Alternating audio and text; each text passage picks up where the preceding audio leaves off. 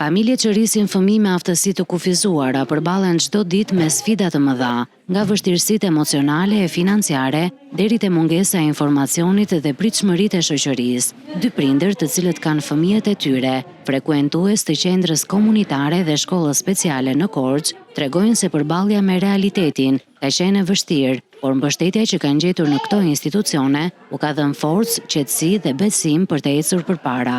Pasi u riqevajti dhe në shkollë pastaj, e kuptom që nuk përqendrojnë në mësim. Ishte shumë i papërqendruar dhe është akoma, po që këtë një vit që kemi te kjo shkollë, jemi është stabilizuar pak. Që nga momenti që ka ardhur, domethënë ndje, e shikojmë edhe ne, domethënë që është pak më i afruar me fëmijët, sepse ka pasur probleme, nuk i afroheshe fëmijë, edhe fëmijët e tij nuk i afroheshin. Prindrit kanë një apel të fortë në këtë 3 dhjetor. Pranimi është hapi i parë dhe më i rëndësishmi. Dhe ta pranojnë që ta ndihmojnë fëmijën.